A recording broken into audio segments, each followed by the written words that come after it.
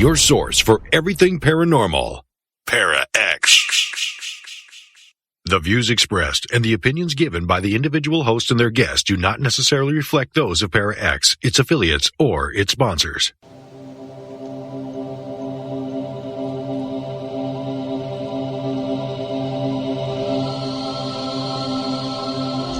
Merry meet and merry part, bright the cheeks and warm the heart.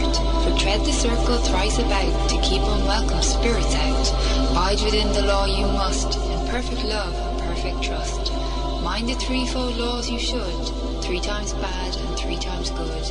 These 8 words the read fulfill, and ye harm none, do what ye will.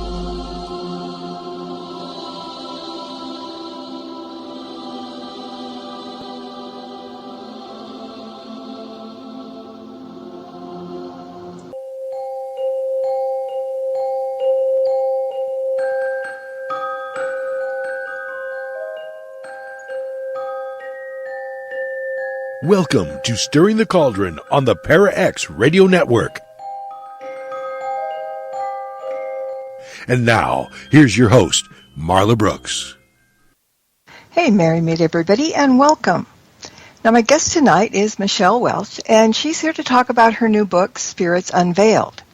Now, Michelle is a psychic medium. She's an author, a CEO, mother of 5, and is a licensed attorney who employs her intuitive and psychic abilities to high-profile court cases. She hosts the podcast Soul What and hosts Tarot Takeaways on Soultopia Instagram series. She's the owner of the Northwest Tarot Symposium and the International Divination event in Dallas. And because of her spiritual childhood, she always had a relationship with angels, gods, and other spiritual beings.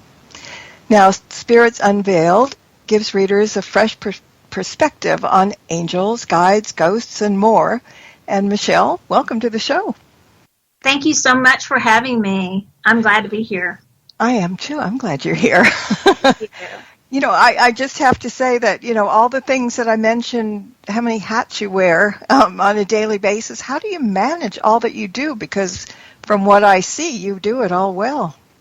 Oh, thank you. I really surround myself with such a great team of people that help, and my husband's such a great help in the business. And so, but sometimes, you know, I take on a little more than I should, but, you know, we live and we learn when we do that. But all the hats different hats is interesting. I actually had, I don't know, when I was 30, like a psychologist, one of my counselors say to me, when are you going to decide what you want to be when you grow up? And I was like, do I have to?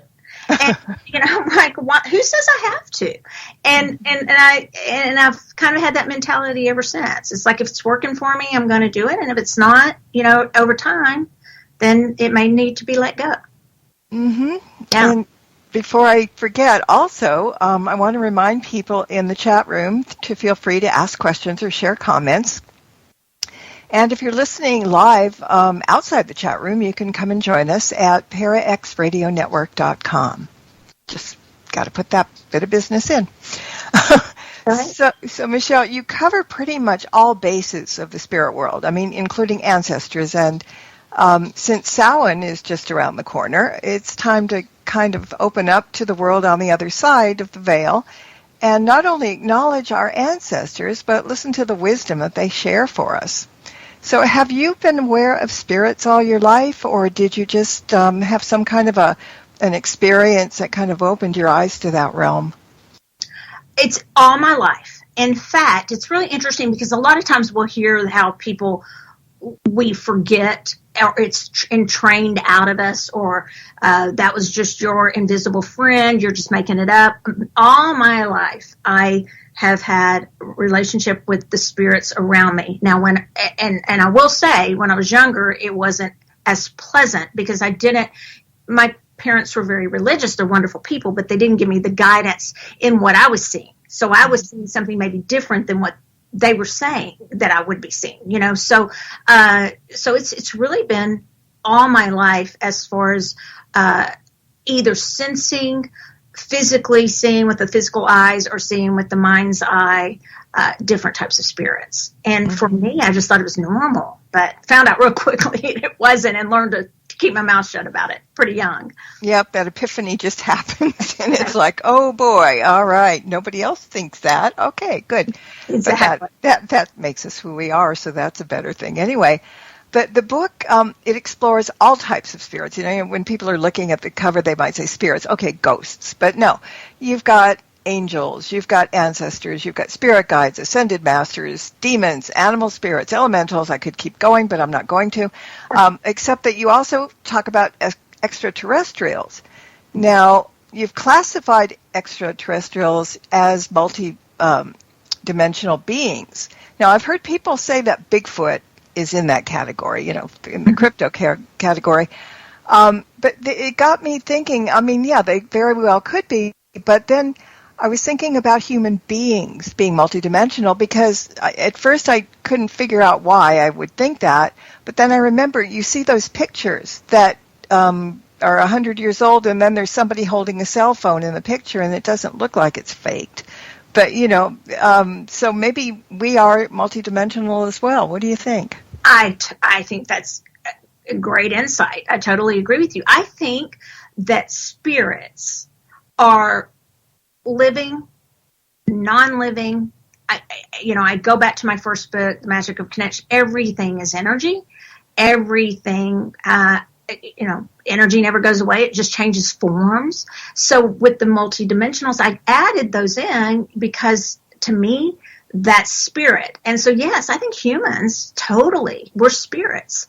And I don't get into the book. I let the reader decide the discussion that's been going on for eons of the spirit and the soul and the difference or not difference between those. I let the reader determine that. I talk more about the beings, but absolutely, I think humans are included in that, and maybe hybrids of humans, which I talk about in the book. Yeah. Well, no, I would also think that we are, in a sense, people that can do astral travel. Well, we do it anyway, whether we know it or not, but we do every so often. So maybe we are multidimensional because going up to the astral plane is another dimension. And I think that really, what I think is really cool is that metaphysics, which was kind of, for lack of a better word, it's always hard to come up with words for what we do, all right? Mm-hmm. New thought. But metaphysics, which was kind of a fringe for a long time, on the fringes, and then quantum physics or quantum mechanics, which was also on the fringe of science, really are coming together now with the multi-dimensional aspect and finding connection there. And that is, to me, one of the most interesting things that's going on with the way people are, at least maybe not evolving, but evolving in what they are willing to think about or to consider. So the metaphysics and the quantum physics are coming closer and closer together when it comes to multidimensional beings of all kinds. Yeah, and you brought it up, and that was my next question, to talk about the fact that in both your books you introduce quantum physics in a very simple way. Now, that to me is kind of an oxymoron, because quantum physics is something that if I start reading about it, I kind of get lost. So really, maybe quickly, but how does quantum physics intertwine with spirituality? So, because we're all one.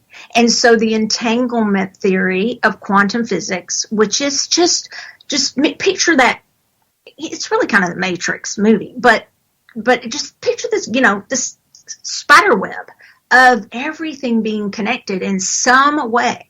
And I say in I don't know which book, I think it's the first one, that there's 0 degrees of separation. It's not 6 degrees, it's 0 degrees of separation. So the way that those come together really is the energy and the fact that everything is connected.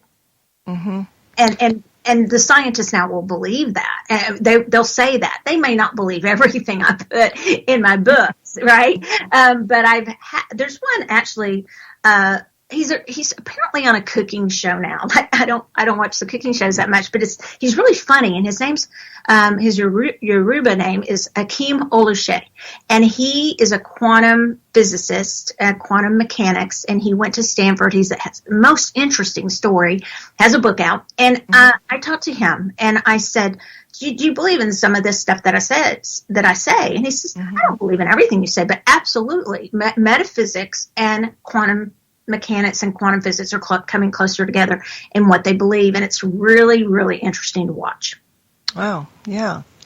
Now, your first book talks about the connection, about teaching how to embrace spiritual connections and live a more empowered life. What was the catalyst for you writing Spirits Unlimited? So, for the first book or the second book? Second book. The second book. The one we're talking about today, yeah. Thank you. So the catalyst really was my life. And the simplest way I can put it is this. I would always say it's really crowded. Like, I feel crowded. I feel so much around me. Why doesn't everybody else feel that? And I'm not saying they can't or they even really want to. I think everyone can, if they want to, can connect, and I talk about that in the book. But the catalyst was to say there are so many spirits amongst us, around us. What was new that I brought to it was there were a lot of things that I would read, because I said I love to read books, and I read a lot, and it wasn't necessarily what I saw. So what I say in the book isn't necessarily the way someone else will particularly see it, but at least do the exercises to try to open up to some different beings that you might be interested in. So the catalyst was really just to say, this is how I've experienced it, and tell some stories of how other people, and even cases that I've worked on, how it happened in those situations. So that was the catalyst, just to give my viewpoint as someone who has truly seen different spirits all my life. Mm-hmm. Yeah, and like I said earlier, I think most people, when they talk about spirits, it's, they're ghosts, but I mean, there's so many different types of spirits, and as you said, we're all one. So, it's kind of amazing. So is this kind of a follow-up? Because the first book is The Magic Connection, and it talks about, connecting in the spirit world. So is this kind of like, that one would be a good primer, and then this one would kind of be a follow-up, but really an expansion of what you started? Maybe. It's interesting because I've heard it both ways. I had a friend of mine. She's really cool. She's like a major in the Army and flies Black Hawk helicopters or something. Oh. But she comes to my classes, and she actually started teaching when I couldn't teach as much.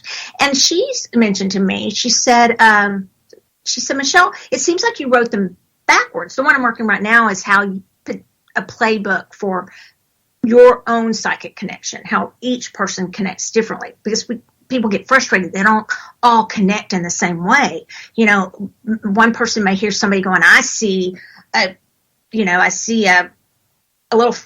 sprite over there, or a fairy or something, and the other person in the class is going, I don't see that. It's because we don't connect so differently. So she said, and I had to think about this, Michelle, you wrote them kind of opposite, like it's like you're going from the big, we're all connected, to now these are the spirits, and then these are how you particularly get in touch with the spirits. So I kind of thought that made sense to me. Didn't mean to do it that way. But it kind of turned out that way, because the first one is more, all about the fact that everything is energy and we're all connected. And then we break it down in Spirits Unveiled into, okay, well, what are some of those beings that are out there that we're all one with? Of course, it is not in any way an encyclopedia of beings. That's not what I intended, because I don't come close to covering all the beings. I'm sure I don't know all the beings there are. Right? So, by any means.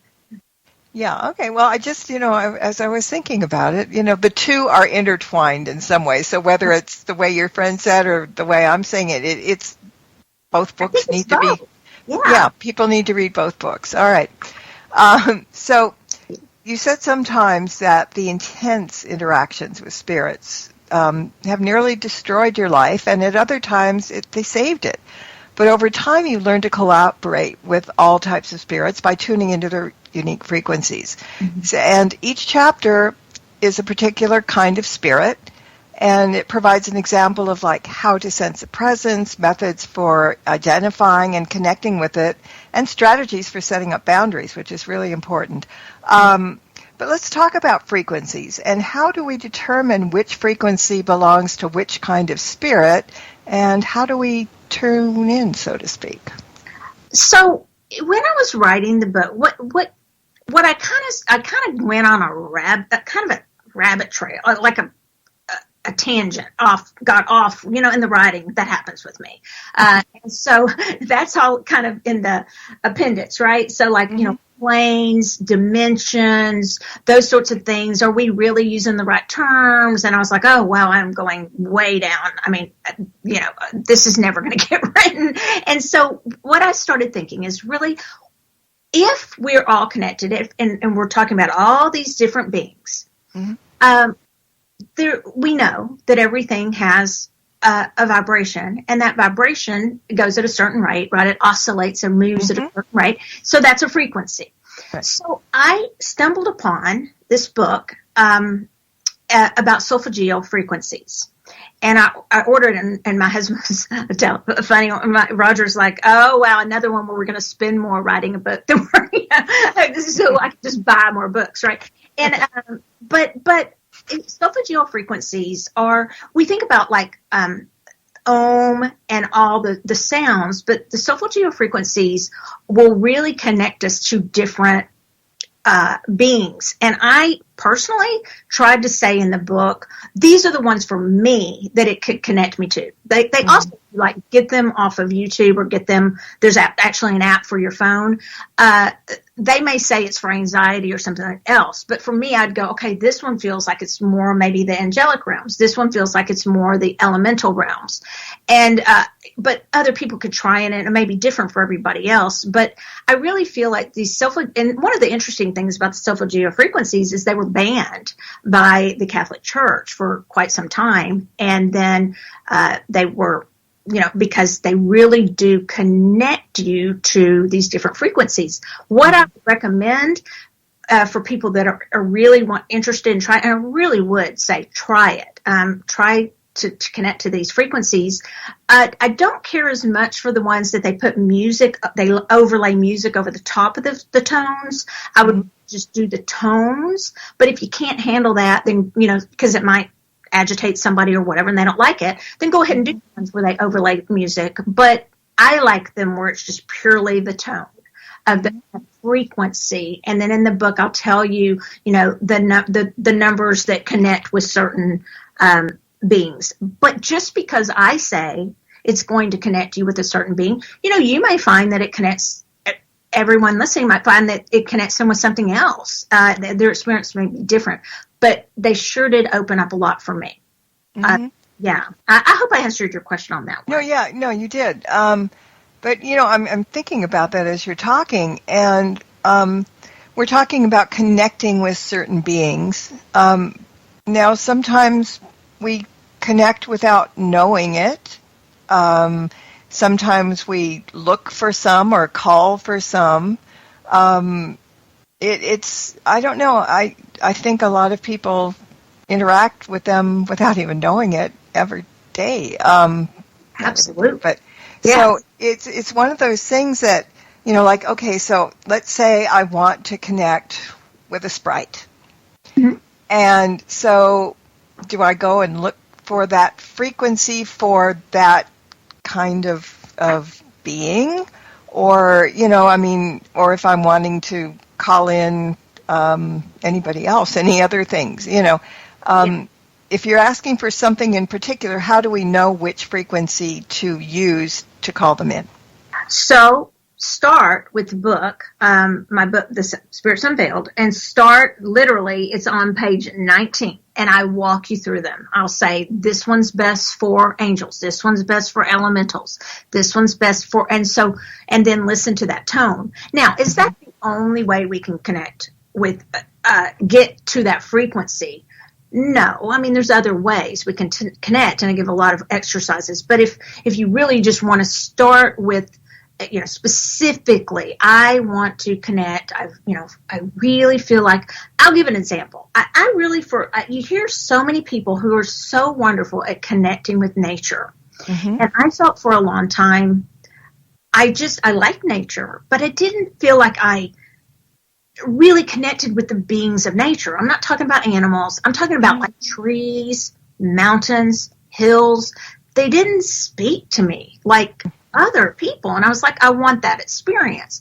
So I would use a different frequency, but I also, and I'll tell us a story. So we had in Texas what was called like the Texas blizzard, I think. I mean, everything went off the grid. This is while I was writing the book. And people lost, we were cold, I mean, in Texas because they weren't prepared for it.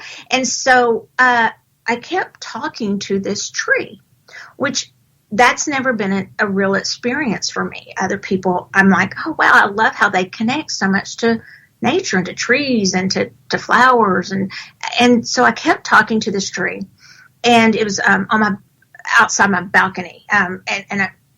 We have what I call a mullet house. Okay, so it's a townhouse, and it's a mullet because in the front is the garage, and the party's in the back. It's right in the back. And so my bedroom, looks out, and there was this beautiful, beautiful tree. And I was like, told my husband and my friends, I'm really getting to know this tree. Well, after everything, my husband finally, maybe a month later, told me, you've been talking to a tree that's not living.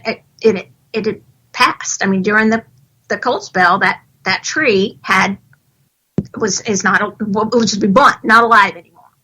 What we think of as alive.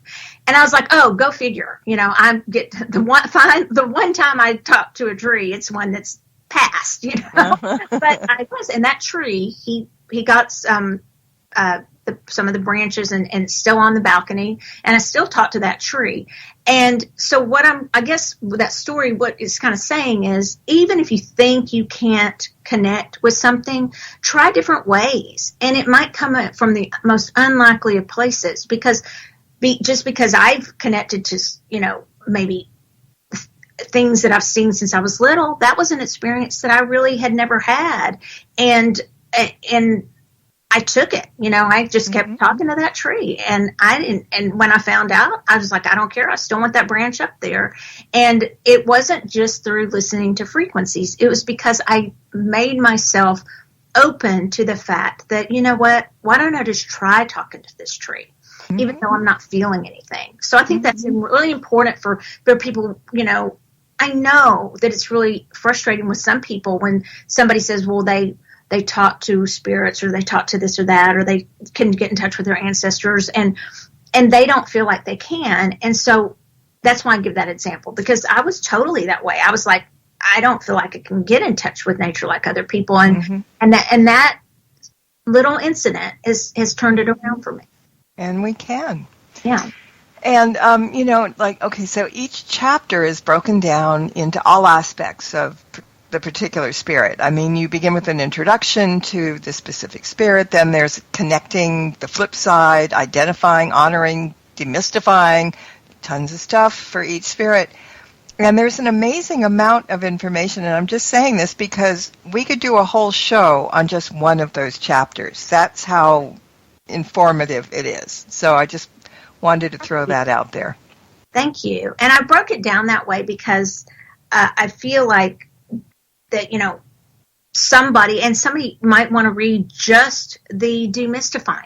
They may say, okay, well, what does Michelle have to say? Why does she think that, she wrote my publisher Llewellyn and I, we tossed around different words for that, for debunking. I didn't want to debunk, really. I just wanted to say, let's take the mystery out of it. And maybe my experience is different than what other people have said, but that doesn't mean my experience is right. It's just the experience that I have. And so and that's something I really wanted to say, because a lot of books I read would say, I'll give an example, let's say angels. They would say all the same things, and some of the things I agree with, but when I see angels now, they've actually kind of changed for me in the past, 3 to 4 years.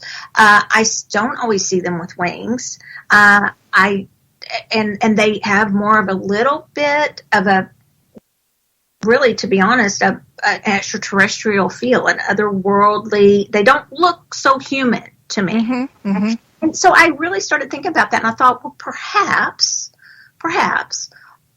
how we're conditioned to believe or brought up to believe in something, or what we've read, maybe at first that's how a spirit or a being or an entity will reveal themselves to us, because we can handle it. But over time, it may shift a little bit, and it may, and I think spirit guides do that too, right? Because for some of us, we really need a spirit guide that's very human to connect.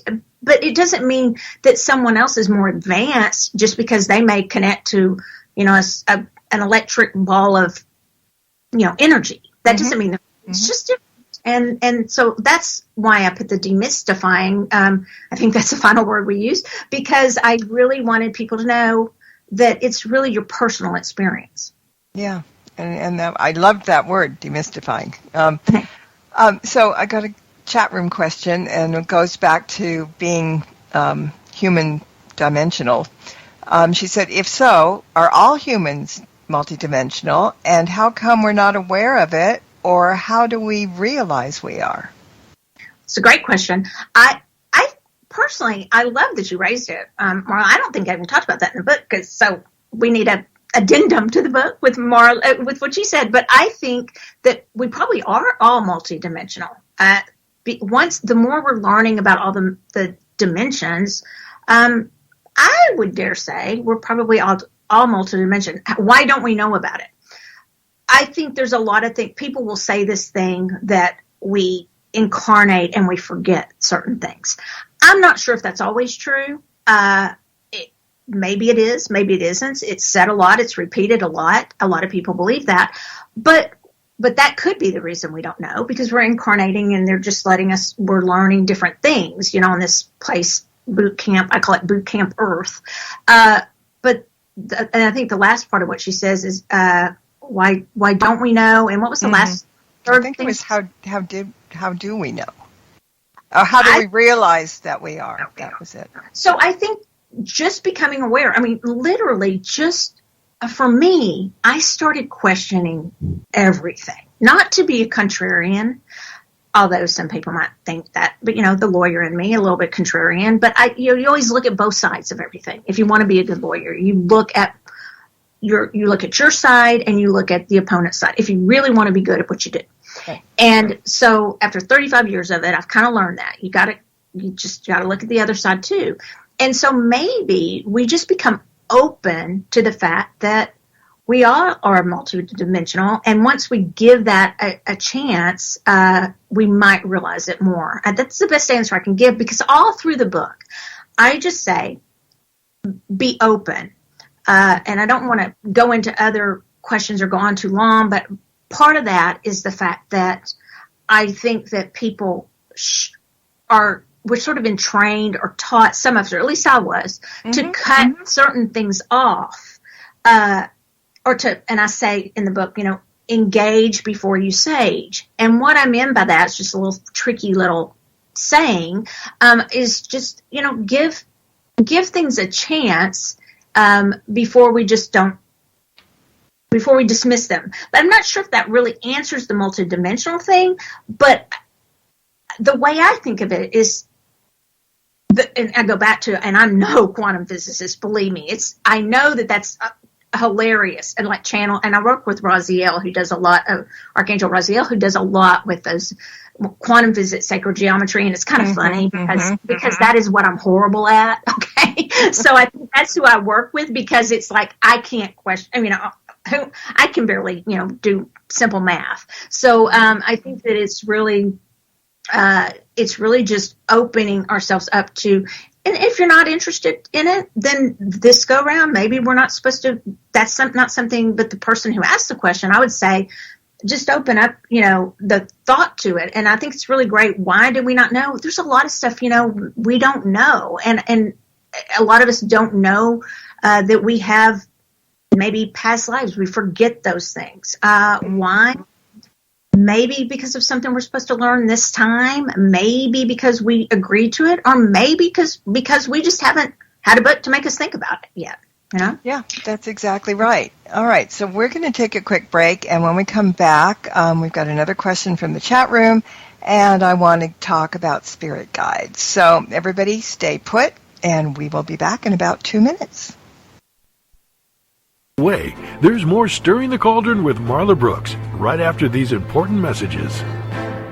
Missed an episode of Stirring the Cauldron? Then be sure to check out marlabrooks.com and check out the archive. And while you're there, check out Marla's weekly Witches Oracle card reading. Explore the site to find many great resources, such as information on tarot, oracle readings, metaphysical consultations, and links to all of Marla's books. That's marlabrooks.com. I was in the hospital with my son for 18 months. When he got injured, I wasn't prepared, but I knew I had to be strong. When I was told about John's injury, I was in complete shock. I just remember rushing into his room and giving him a big hug and letting him know I was there. These veterans and families are just a few of the heroes we serve at Homes for Our Troops. For thousands of severely injured veterans, everyday life is filled with barriers. It was really the little things throughout the house. Counters that you can't roll up to. I had to drag my wheelchair down steps. I want to help, but he is so determined. At Homes for Our Troops, we build specially adapted custom homes with features like wheelchair access, roll-in showers, and automatic door openers that allow them to function independently and focus on their recovery and family. This house is freedom. It's hope. It's a new beginning. This house has given me my family back.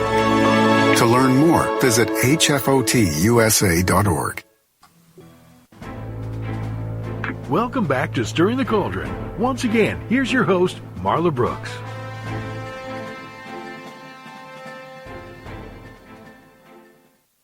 And my guest tonight is Michelle Welch, and we're talking about her new book, Spirits Unveiled, and spirit guides are on my mind. So let me ask you the question that came in from the chat room first, and then we'll get down to spirit guides. She says, does nature create its own frequency for certain beings, and we're drawn to them, perhaps? It can be like a man-made frequency that makes it good, or alter areas, for example. If I understand the question, I would think that does the first part, Marlo, did she say does nature create its own frequencies? I think it could. For certain beings, yeah. Yeah, I think yes. And I think that there are so many. So I think that, we're not limited to just these solfeggio frequencies that I mentioned. But I think that what the main thing I'm trying to say, and I hope this answers the question, is that it's not always about, and this is where people don't have to agree with me, but for me, my epiphany was, it's not always about a different plane, a different dimension. It's really about, it's so close as it's just a frequency. I mean, it's just like, we've heard this before, but just like a little adjustment on the radio, of the radio, just a little adjustment, and you're right there where you can connect with a spirit guide as an umbrella. And I'm not sure if I answered her question totally, but yeah, I do think that nature could do that. And as far as the last part, I don't know if she touched on, if I heard this right, but whether we want to connect or not connect, but I go in, that's something that's really big in the book about what frequencies you want to connect with and which ones you don't.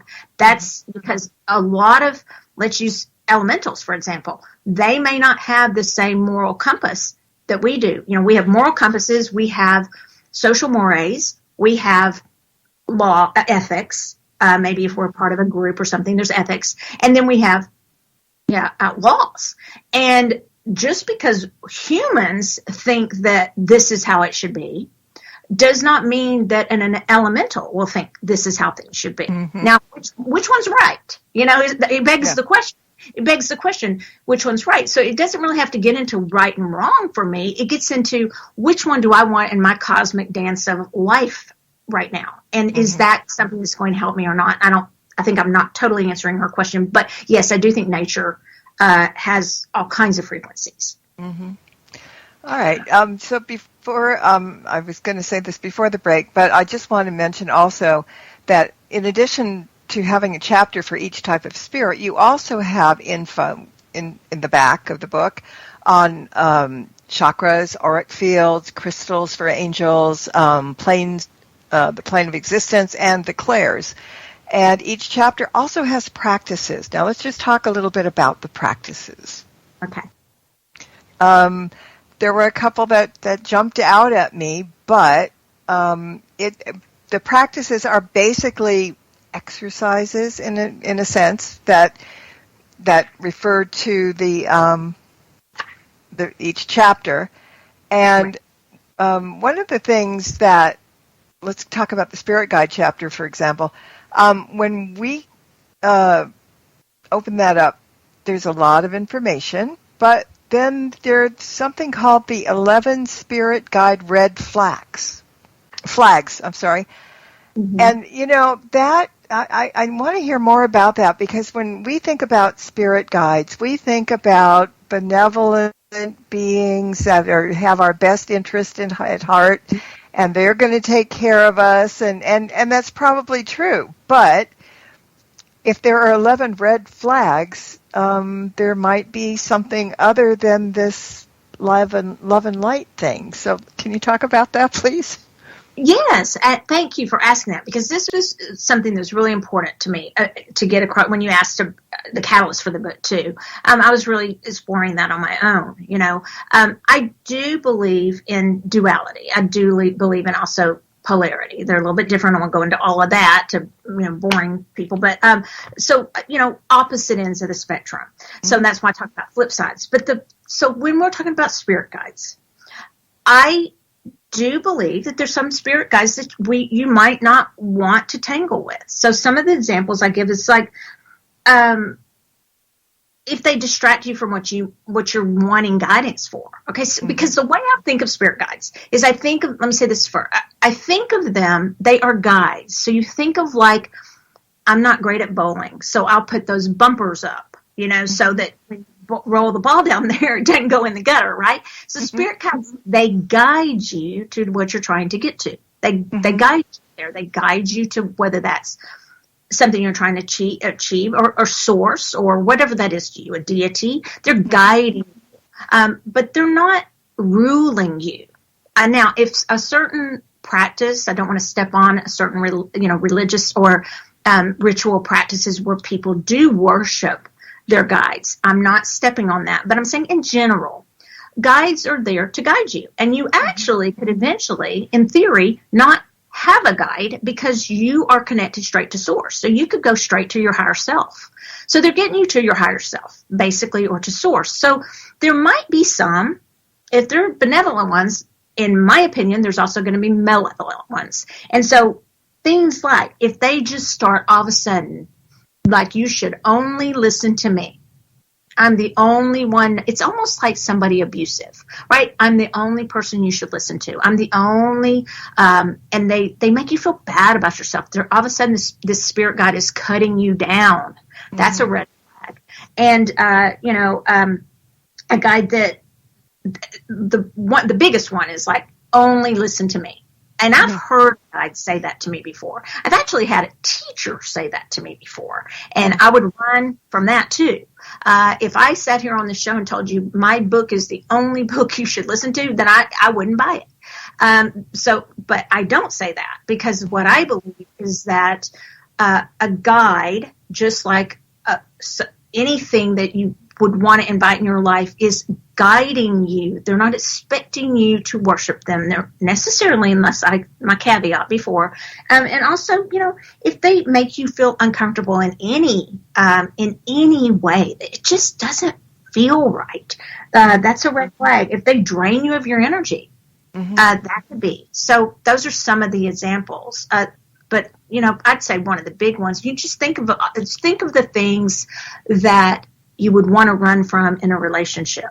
You don't want those in a spirit guide relationship. Okay, well then, all right. Do we, and we've heard this a lot, do we have a spirit guide with us, one particular one from cradle to grave? And then we can bring in others, the specialists we're looking for and something. I mean, do we have a choice of spirit guides? That's, I guess, the basic question. Okay, so here's my opinion on that. My experience is, and it's interesting, I love what you asked because it's like you're in my mind of what I thought that people might not agree with, but that is said a lot, okay, that you incarnate with. You have one that kind of helps you with your blueprint, and they come in, maybe that's your guardian angel or whatever, but maybe that's your one spirit guide that you have. I don't know if I believe that. My experience is, I think, and I talk about her in the book, she was sort of an angelic fairy feeling kind of thing that I could handle as a child, because once I got my room, things were kind of scary. But do I know for sure that every person incarnates with one specific? I don't know that for sure. I just know that's been repeated over and over and over and over by, spiritualists and theosophists, and they believe that, and that's their right to believe that. But I haven't polled everybody in all of history to know if that's true or not. Can we choose our guides? Absolutely. I know that for a fact because I've kicked some off my team and said, this is not working for me, and you are not making me, this is not elevating my earthly experience in any way, and I've kicked them off my team. Mm-hmm. Yeah, okay. I'm going to be jumping back and forth between questions and questions from the chat room. Would you say that, this is a chat room question, would you say that elementals are more wild, for lack of a better word? I think that they're more free. I think that it depends on the elementals, but I'm laughing and smiling because, that question just brought me joy, really, because they're mischievous sometimes, right? They don't play by or probably our moral compass sometimes. They might think it's okay. I'll give you an example. Are they more wild is the question. They're fun, okay? And it's not always fun. They can be sneaky, too. But I have this necklace, and people can't see it tonight, but I wear it a lot. My husband, when we were in Vegas, when it was so crowded, right, with all the spirits around, he wanted to go to a certain restaurant, and then I said, well, then if we go there, I get to go to this certain jewelry store. So anyway, this necklace, I got the better end of that deal, trust me. And so I wear it a lot. It means a lot to me, and it disappeared. And y'all have heard this before, but it disappeared. I'll make it short. And I looked, and I knew where I put it, and it was gone.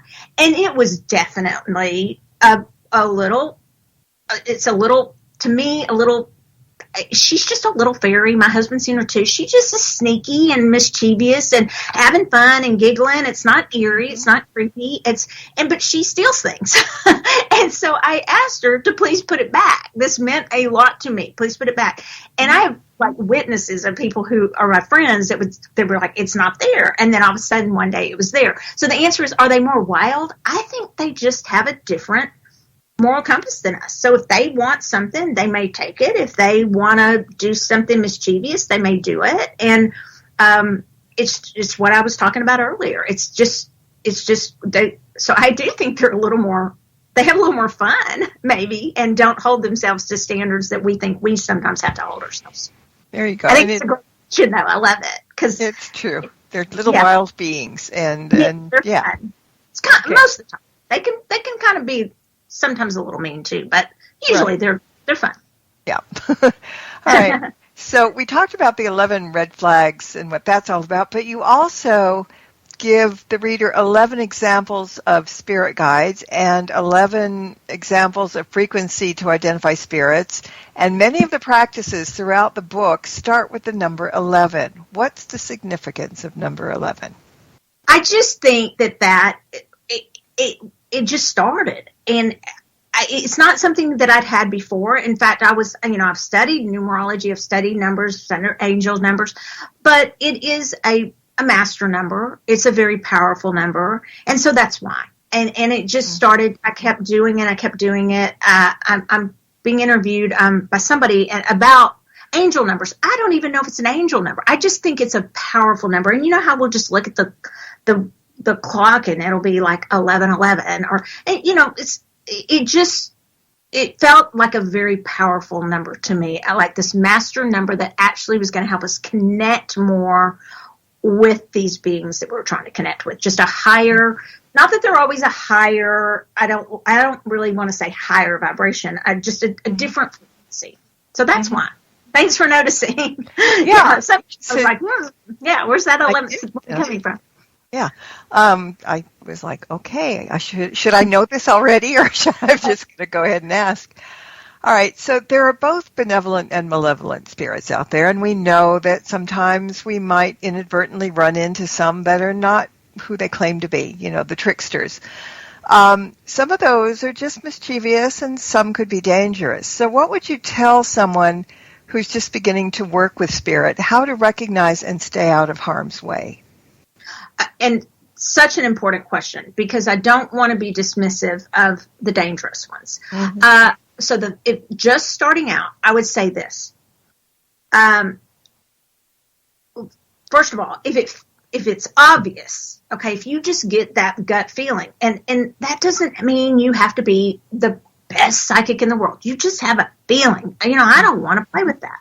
Then don't. You know, if somebody doesn't want to mess with the Ouija board because they, you know, think it's bad or it has universal consciousness connected to it that might be evil or whatever, then just don't do it when you're first starting out, because it might not be as easy for you to identify. Do I believe that there can be very, very, you know, sneaky spirits?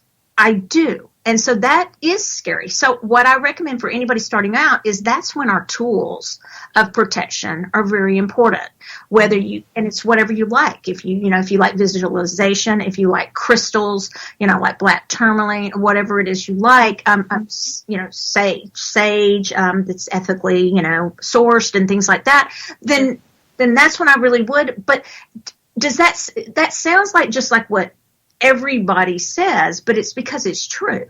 I mean, we cannot, I will forget sometimes that, because I will be open to some, because I work with, a lot of shadow work with people. I might be open to a guide that might not be the best for somebody just starting out. It doesn't mean I'm better than them. It's just I'm more used to, since I've done this, since I've seen them since I was little, I know which ones I don't want to mess with. But so you really think when you're first starting out, the main thing I want people to know is I'm not saying to engage with every spirit and just be with reckless abandon.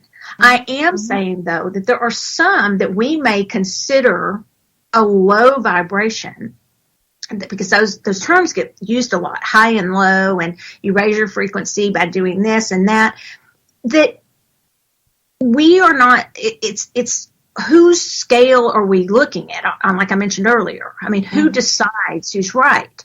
You know, so we're human, so partially we may be more than human. I think a lot of us are.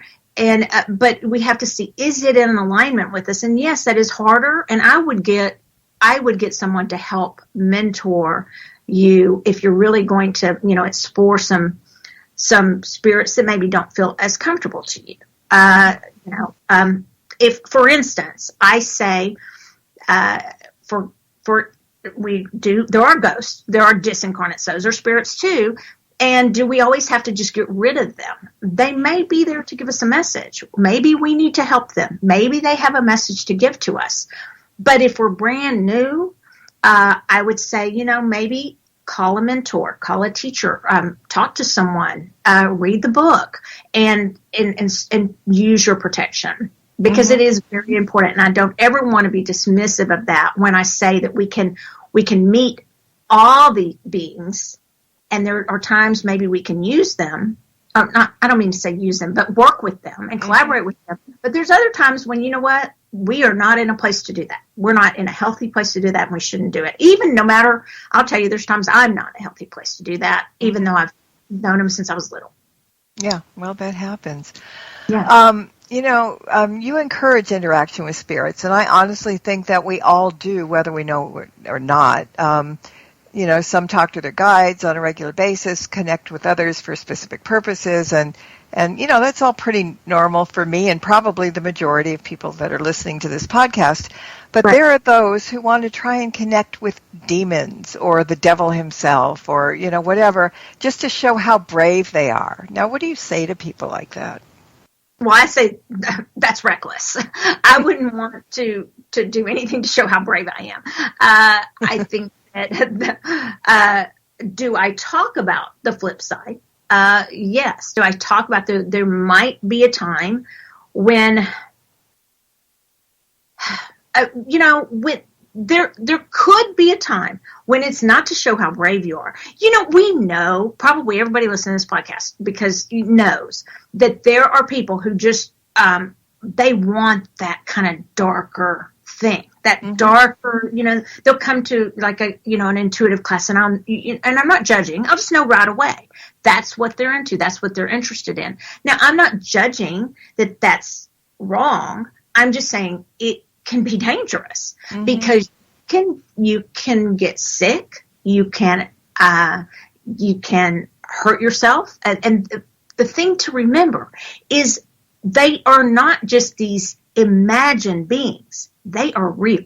And whether you want to call them a demon or you just want to call them, whatever word you want to put to it, we don't have to put some, religious word to it. It could be whatever. But malevolent, if we know, and we're just trying to mess with that just to say we can, I'm going to say there's a good chance you may fall ill. And I'll tell you, one time I have fallen ill, I do believe, and I wasn't because I thought it was so great. I was really trying to help someone in my store. It's in the book. And with kidney issues. And I've had kidney issues ever since. And I think that I thought a little bit too much of myself in that moment. It was really out of really caring. I really just wanted to help him. He was going to go on dialysis. And when we looked back at the cameras where the store is, you can see me out. I never go out in the store and just say I'm going to work on something.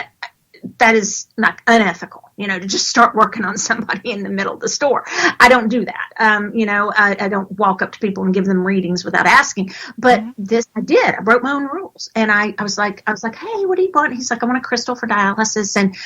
And I have had kidney issues ever since. And I thought I could take that on. I have always wondered since, was that a malevolent being or a benevolent being?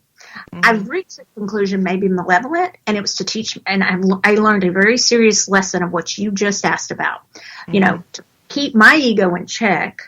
It wasn't because I wanted to be dangerous or in that way. Yeah. I'm not. I was too scared when I was little to go down that path. I learned when I was little. There were too many scary things that happened in my room and stuff. But and I mean with spirits. But I would really be careful of that because even if you think you're doing it for the right reason, you really, really need to take to have maybe seek counsel before you do with a good mentor, or just really ask yourself, what am I trying to do here? Do I really think that? Am I really going to take this on? Which is what I believe I did. Yeah. Well, we do learn, and that's life lessons, and they may be metaphysical ones, but we get them all the time. Yeah, we do. We're going to have to start winding down right now, and there's so much more to cover, so maybe you'll want to come back at some point. But love it. Before we go, I want you to talk about your website, give your website information, and talk about some of the things that they can find on there, like your podcasts and your readings, and I'll throw it to you. Go ahead. Okay. Thank you so much, first of all, and I'll come back anytime. You have such a great show. Thank you for having me. The best way to get a hold of me is Michelle. It's with 2 L's, Michelle Welch, like the grape juice or whatever, MichelleWelch.com. And I have on there, you can find out about my stores. We have 3. They're called Soultopia, and they're in the Dallas area, but they'll be expanding. That list you read at the beginning, that's going to grow. And so, and then there's also other things on there. We're trying to put more like meditations and things on that and on there for people, just free. I would like to get some of the some more exercises on there. But also, I do take readings. I am pretty booked out, but you can do that there too. And you can find out about my podcast, Soul What. That is probably on there too. But MichelleWelch.com is the easiest place. And I love giving readings. I don't think I'll ever get away from that, because it's really, when I do it, it's like, when you just are back in your happy space and this is what you were meant to do. So I still make time for readings, even though I'm pretty busy. So yeah, I think that's important. I think because that's giving, and that's doing, not favors, that's not the word I'm looking for, but it's helpful to somebody else. We're not doing it for ourselves, we're doing it for other people, and we get brownie points for that. Exactly. And when somebody says it, and it's not even ego, it's just when somebody leaves better off than than you found them, and they're leaving and feeling empowered, that makes me feel happy. And it sounds corny, but it's true. You want to empower. I want to always empower the people I read for or do, any sort of energy work for. I want to empower them, because it's not about me, it's about them. Mm-hmm. Yeah, and that's sometimes what some readers overlook. But it is. It's for the greater good. It's for somebody else, and it's really interesting. And I think the more that we do that, it's not that we get better, but our realm opens up a little bit more, and we learn from each reading, in a sense. Because sometimes you'll trip over your tongue or whatever. But I think it's one of those really important things to do. I mean, there are people who need readings every day, and I think that, it's addictive, and I don't think that's a good idea. No. But we get a lot of them, like serial people. Serial readings. Yeah. Yeah. And, it's funny, because when people ask me, well, when do I need to come back? I'll